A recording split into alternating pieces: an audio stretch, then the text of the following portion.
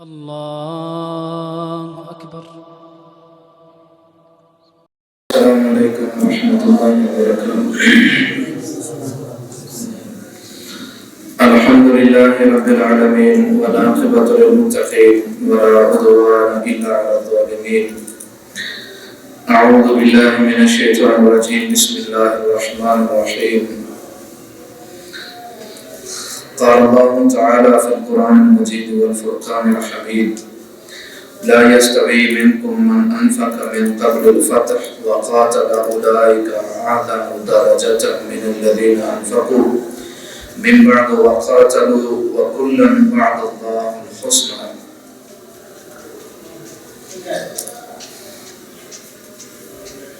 آج آپ ساتھیوں کو ایک حدیث کا ترجمہ بتانا ہے.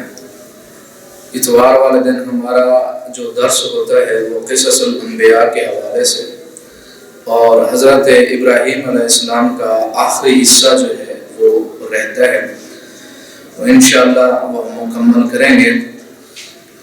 اور آج کا جو درس ہے وہ ایک حدیث کی آپ کو شرح، تشریح اور اس کا ترجمہ اور مفہوم بتانا مقصود ہے. اللہ تعالیٰ ہم سب مسلمانوں کو اسلام کو سمجھنے کی توفیق دے اور اس پر عمل کرنے کی توفیق عطا فرمائے.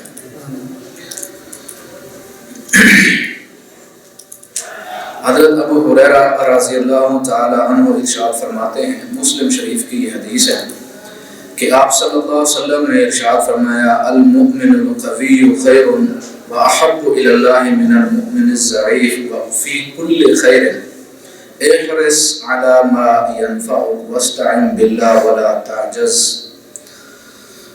حضرت ابو ہریرہ رضی اللہ تعالی عنہ ارشاد فرماتے ہیں کہ آپ صلی اللہ علیہ وسلم نے ارشاد فرمایا: المؤمن القوی خیر واحب الی اللہ من المؤمن الضعیف، کہ اللہ رب العزت کو جو طاقتور مومن ہے وہ زیادہ پسند ہے اس مسلمان سے اور اس مومن سے جو کمزور ہے. وفی کل خیر، آپ نے ارشاد فرمایا دونوں کے اندر خیر تو ہے، لیکن اللہ تعالیٰ کو جو پسند ہے مسلمان اور مومن وہ جو طاقتور اور قوت والا ہے.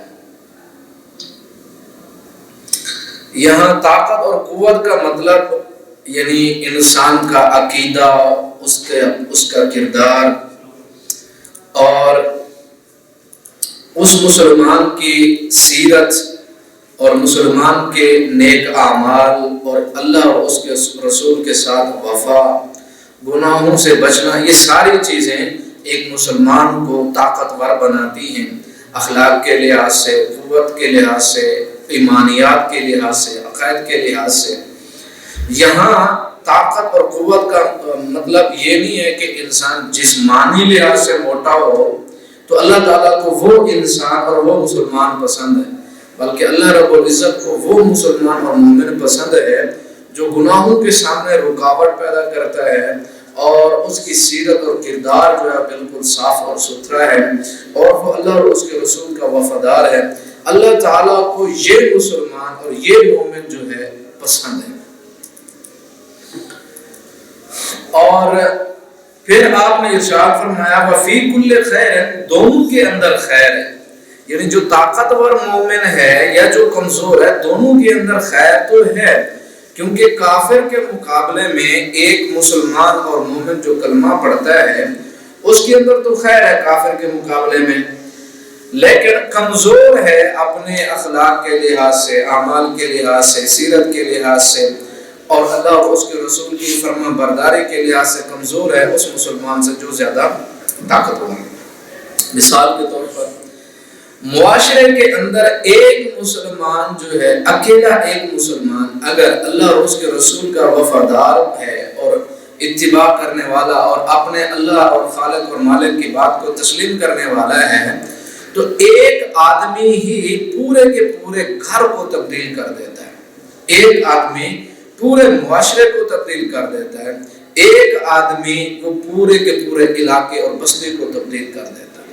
اسی وجہ سے اللہ تعالیٰ نے حضرت ابراہیم علیہ السلام کو فرمایا ان ابراہیم کان امتن، یعنی ابراہیم علیہ السلام ایک پورے کے پوری امت کے برابر تھے یا امام تھے. کیوں؟ اس وجہ سے کہ ان کے علاقے کے اندر وہ سارا بت خانہ اور بت بنانا، اور والد جو تھے وہ بھی کیا کرتے، بت بناتے تھے، بیچتے تھے، پوچھتے تھے. کوئی بندہ ایسا نہیں تھا جو یہ کہتا ہو کہ یہ بتوں کی عبادت غلط ہے. لیکن ابراہیم علیہ السلام نے ارشاد فرمایا ان کو کہ یہ چیزیں غلط ہیں. تو اللہ تعالیٰ نے جو ان کو آزمایا وہ ہر آزمائش کے اندر کامیاب رہے. تو اللہ تعالیٰ کو بڑے محبوب تھے، اور جتنے بھی انبیاء اور رسول آئے اللہ تعالیٰ نے ارشاد فرمایا ان انبیاء اور رسولوں کو کہ تم ابراہیم علیہ السلام کی کیا کرو، پیروی اور اتباع. تو اللہ تعالیٰ کو جو طاقتور مسلمان ہے وہ پسند ہے، طاقتور مسلمان اور مومن پسند ہے ضعیف مسلمان سے. یہ بات بھی یاد رکھیں کہ ایک مسلمان جو طاقت والا اور قوت والا ہے سوچ کے لحاظ سے، عقیدے کے لحاظ سے، ایمان کے لحاظ سے، سیرت اور کردار کے لحاظ سے، وہ مسلمان معاشرے کی جتنی گمراہیاں ہیں نا، جتنی فضا ہے، ہوا ہے گناہوں کی، سب کو پھیر کے رکھ دیتا ہے، الٹ دیتا ہے. صرف اکیلا آدمی. اچھا ایک آدمی وہ نہ ہو تو پھر آپ صلی اللہ علیہ وسلم ارشاد فرماتے ہیں ایک وقت ایسا آئے گا کہ یہ مسلمان جو ہیں وہ تب کا حسالہ، کچرا باقی رہ جائے گا، کا حسالت شعیر او التمر، جس طرح جو گندم کا وہ توڑی ہوتی ہے، گندم کی توڑی معلوم، جب فصل کاٹی جاتی ہے نا گندم کی، شعیر کی، پھر اس سے دانہ جو ہے وہ نکلتا ہے، اور دانہ ایک سائڈ پہ اور دوسری سائڈ پہ کیا ہوتی ہے، آپ لوگ کیا بولتے ہیں اس کو، گندم کی کاشت کریں تو دانہ نکالتے ہیں، پھر کیا بچتا ہے، خوشہ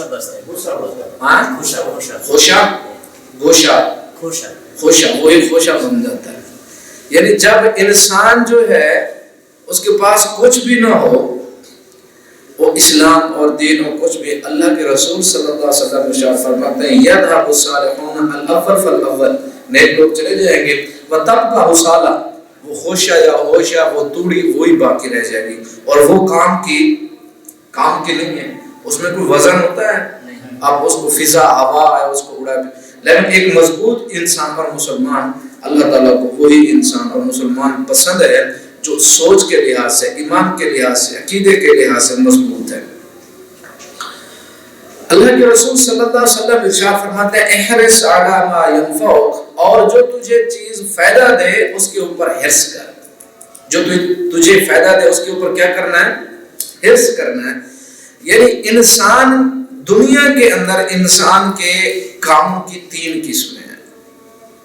ایک کام وہ جو اس کو فائدہ دینے والے ہیں، دوسرا کام وہ جو اس کو نقصان دینے والے ہیں، تیسرا کام وہ جو فضول کام ہے، فضولیات ہیں، اس کا نہ فائدہ نقصان بلکہ کیا ہے، ہر ایک چیز کو ضائع کرنا. اب جو فائدہ دینے والے کام ہیں مسلمان کے لیے وہ کیا ہے، چاہے وہ دنیا کے کام ہیں یا آخرت کے کام ہیں، مسلمان وہ کام کرے جو مسلمان کو دنیا اور آخرت کے اندر فائدہ دینے والی چیز ہے. یعنی ایک کام وہ ہے انسان اپنے گزر اوقات کے لیے ہر ہنر سیکھتا ہے، کوئی نہ کوئی کام اس کو سیکھنا چاہیے.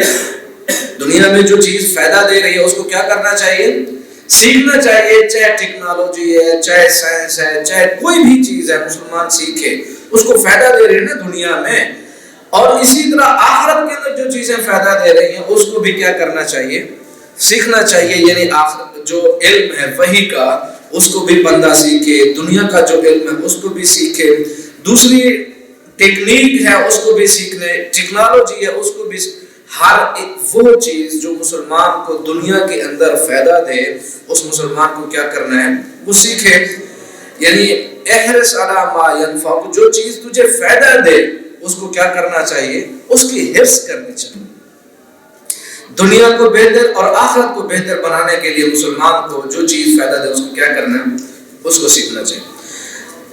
اور دوسرا کام ہے انسان کے کاموں میں سے دوسری قسم کاموں کی وہ ہے جو نقصان دینے والے ہیں. ان کے قریب نہیں جانا چاہیے. ہم ہر انسان کو پتہ ہے کہ نفع والا کام میرے لیے کون سا ہے, نقصان دینے والا کون سا ہے, لیکن ہم انسان جو ہے ہمیشہ اسی کام کی طرف بھاگتے ہیں جس کام سے روکا جائے, بھی ادھر مت جاؤ, کیونکہ انسان کی فطرت ہے کہ وہ پابندی کو قبول کرتا نہیں ہے. مثلا کسی بندے کو آپ کہیں نا بھی آپ کا یہ ایریا ہے, اس سائڈ پہ آپ نے نہیں جانا, تو وہ جو ایریا اس کا ہے, جو گھر اس کا ہے, ادھر جائے یا نہ جائے پہلے ادھر دیکھے گا بھی ادھر کیا ہے, روکا کیوں ہے. جس چیز سے بندے کو روکا جائے پہلے وہی کرتا ہے, دیکھو ادھر ہے کیا, پابندی کو قبول نہیں کرتا ہے. تو جو اللہ تعالیٰ نے گناہوں سے اور ممنوعات برے کاموں سے روکا تو ہم وہ کام بے دھڑک کرتے ہیں اور دیکھتے ہیں بھئی یہ ہوتا کیا ہے اس میں, یعنی ہر قسم کے آپ فحاشی, عریانی اور برائی اور گناہ اور جرائم اور ساری چیزیں روکا ہے, ممنوع ہے. انسان کی دنیا اور آخرت کے لیے کیا ہے, نقصان دہ ہے. اللہ اور اس کے رسول اور شریعت نے روکا کہ ایسے کام نہ کرو جو آپ کو دنیا اور آخرت کے اندر. ایک بندہ جس طرح ہم نے آپ کو پہلے بتایا, ایک شرکے کے اندر ایک آدمی ہے, اس نے بتایا کہ شیخ صاحب مسئلہ یہ ہے میرے ساتھ, میں پاکستان میں 10 سگریٹ پیتا تھا. میں نے کہا ٹھیک ہے. پھر کہتا ڈاکٹر کے پاس گیا, اس نے سارا وہ چیک اپ کیا اور اس نے ڈاکٹر نے کہا کہ تیرے اندر کا جو سارا سپیئر پارٹ ہے وہ خراب ہو رہا ہے, لہذا سگریٹ نہیں پینی. میں نے کہا پھر, کہتا پیتا ہوں. کہتا پھر میں ادھر آ گیا سعودیہ میں, یہاں ڈاکٹر نے مجھے کہا کہ اگر تو نے دوبارہ سگریٹ پی تو میرے پاس علاج کے لیے مت آنا, کیونکہ تیرا اندر بہت زیادہ خراب ہو چکا ہے سگریٹ کی وجہ سے. تو میں نے کہا پھر, کہتا پھر بھی پیتا ہوں. ڈاکٹر نے اس کو روکا کہ آپ نے یہ جو مشروبات پیپسی یا اس قسم کی جو چیز ہے آپ نے استعمال نہیں کرنی, اور سگریٹ کا بھی استعمال چھوڑ دو. تو کہتا ہے میں پھر ناشتے میں بھی پیتا ہوں پیپسی, دوپہر میں بھی اور شام میں بھی پیتا ہوں. یعنی نقصان نے ایک چیز کا بتا بھی دیا پھر بھی نہیں روک رہا.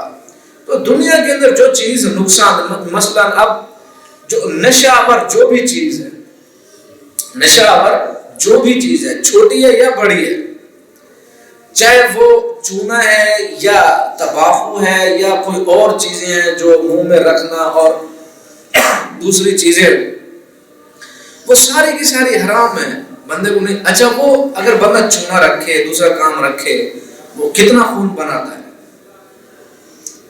کتنا خون بناتا ہے, 1 کلو یا 10%, 20% خون بناتا ہے نا, نہیں, کیا کرتا ہے, ہاں جلاتا ہے اندر, اس کا کوئی فائدہ نہیں. یعنی بندہ وہ کام کرے جو دنیا میں فائدہ ہو یا آخرت میں ہو, کہیں فائدہ تو ہوگا کسی چیز کا, فائدہ تو کچھ بھی نہیں, الٹا نقصان ہے, پیسے کا بھی اور صحت کا بھی, اور ہر ایک چیز ضائع ہو رہی ہے, خرچہ بھی زیادہ ہو رہا ہے, اور جو ہے اس کے اوپر کیا نقصان دہ ہے. پھر بھی ہم یہ پوچھتے ہیں مول صاحب یہ بتاؤ سگریٹ حلال ہے حرام ہے یا مکروہ ہے, مول صاحب کہتا ہے مکروہ ہے, پھر ٹھیک ہے, حرام تو نہیں نا, مکروہ ہے, پھر چیختے رہتے ہیں. کیا کرتی ہے, سارا دھواں ہی مارنا ہے, تو اس سے فائدہ کیا ہے, فائدہ ہے کوئی, پیسے کا خرچ ہے, ضیاع ہے. تو صحت کا بھی نقصان اور ضیاع ہے.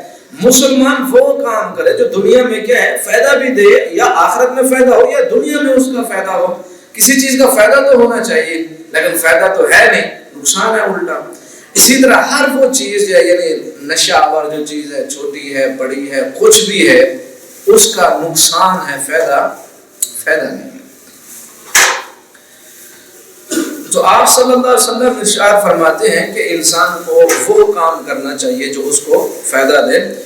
تو انسان کے یعنی اعمال میں سے 3 قسم کے اعمال, ایک فائدہ دینے والے, ایک نقصان دینے والے. اب نقصان دینے والے جتنے اللہ تعالیٰ کی طرف سے ممنوعات کام ہیں وہ سارے دنیا آخرت کے اندر نقصان دیتے ہیں, اور اسی طرح دوسری سارے نشہ اور چیزیں یا دوسری سارے چیزیں انسان کو ہر وہ چیز جو نقصان دے بدل نہیں کرنا. اچھا تیسری قسم جو ہے اعمال کی وہ یہ ہے کہ جو نہ نقصان نہ فائدہ, ضیاء.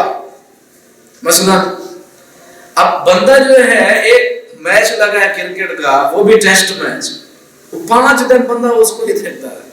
ویسے کیا ہوتا ہے اس سے؟ ٹھیک ہے کچھ بھی تو نہیں نہ ہوتا. یا پھر یہ ہے کہ 2020 لگا ہو اور پھر اس کو ساری رات 4 5 6 گھنٹے ضیاء ہے. یا پھر انسان جو ہے وہ دوسرے جو کام ہیں, وہ ہمارے علاقے میں کبوتر جو ہے ان کا وہ ہوتا ہے, ان کو اڑاتے رہنا. کیا اس میں کیا ہے کسی کو فضولیات کام. یعنی ہم اس ایسے کاموں کے اندر پھنسے ہوئے ہیں, نہ سنجیدگی, نہ کوئی کام دنیا کا, کوئی مطلب کوئی ہنر آ رہا ہے, کوئی سیکھ رہا ہے بندہ, نہ کوئی آخرت کی چیز, ایسے فضولیات. اسی طرح یعنی بہت ساری ایسی چیزیں بغیر ٹائم ضائع کرنے کے اور کچھ ہوتا ہی نہیں.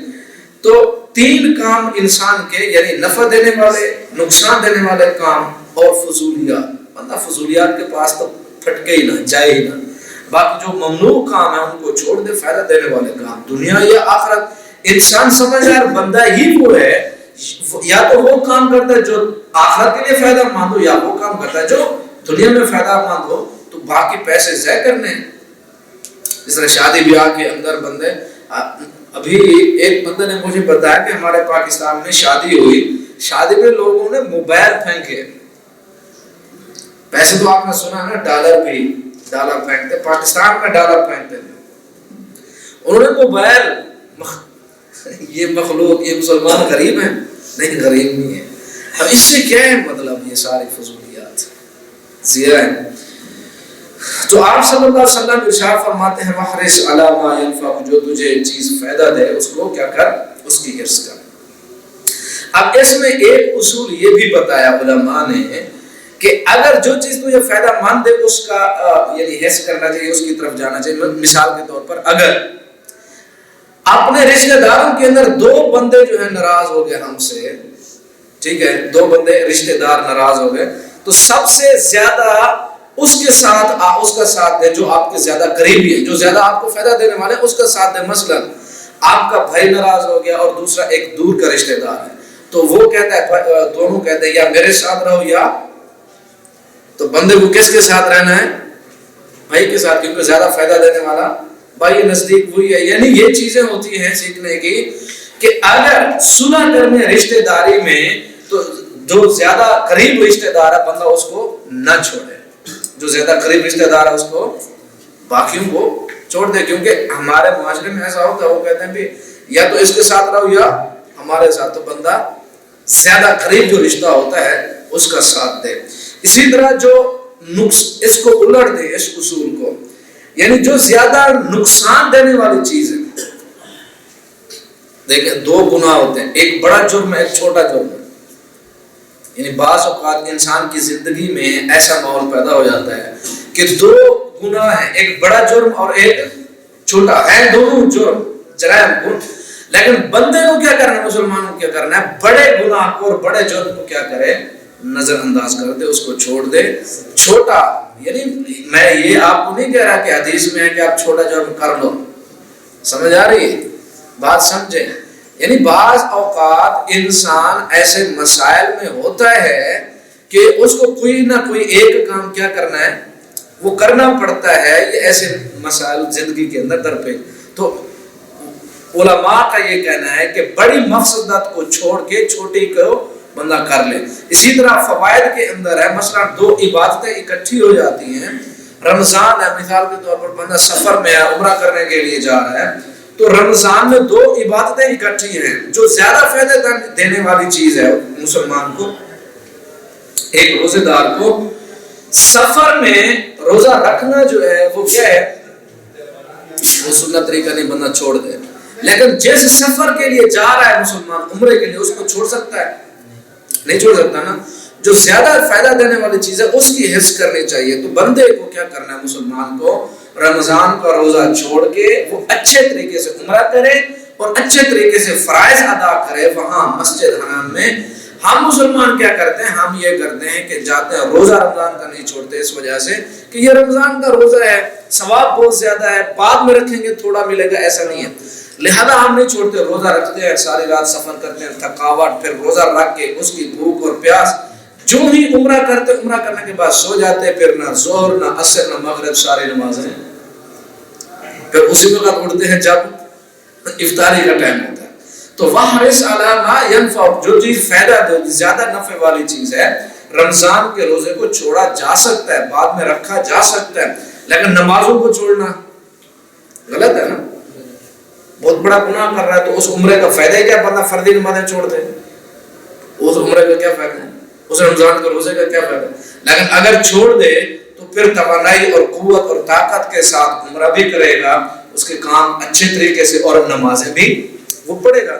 لیکن جو یہاں 12 گھنٹے کا سفر کرتے ہیں, ساری رات تھکاوٹ, اور پھر اس کے بعد روزہ اور بھوک اور پیاس, پھر عمرے کا وہ طواف اور سعی, تو پھر آتے ہی اے سی چلایا تو پھر مغرب کو اٹھنا, پھر نہ ظہر نہ عصر نہ مغرب کوئی بھی نماز, پھر افطاری کے وقت. ایسا نہیں.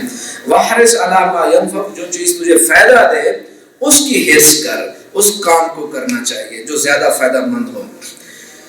تو آگے اللہ کے رسول صلی اللہ علیہ وسلم ارشاد فرماتے ہیں وَاسْتَعِنْ بِاللَّهِ وَلَا تَعْجَزْ, اور اللہ سے مدد طلب کر, اللہ تعالیٰ سے. انسان دنیا کے اندر نا جتنی محنتیں کر لے, کوششیں کر لے, ساری کوفتیں وسائل ذرائع استعمال کر لے, جب تک اللہ کی مدد نہیں آتی وہ کام ہوتا ہی نہیں ہے. اور مسلمان کو یہ تعلیم ہے کہ اپنے سارے وسائل ذرائع محنتیں کوششیں کرنے کے بعد پھر کہے کہ اے اللہ میری مدد فرما, یہ میرا کام کر دے, اس مسئلے کو حل کر دے, اس مصیبت کو ختم کر دے, رزق میں بڑھوتری دے, بیٹا دے, فلاں فلاں سارے مسائل. لیکن ہم مسلمان کیا کرتے ہیں, کام کرنا نہیں, محنت نہیں کرنی, مہینہ پورا کام نہیں کرنا, لیکن ہم کہتے ہیں اے اللہ ہمیں مہینے کی تنخواہ پوری چاہیے. پوری کیسے ملے گی, بندہ کام ہی نہیں کر رہا, اس سارا پورا مہینہ اس نے محنت ہی نہیں کی, تو پھر کیا کہتا ہے مجھے تنخواہ پوری چاہیے.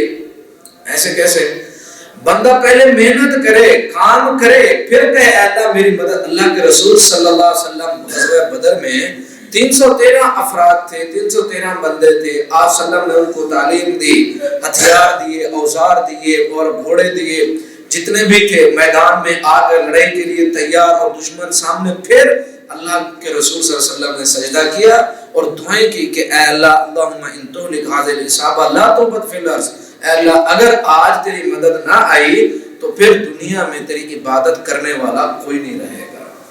پھر اللہ تعالیٰ کی مدد آئی.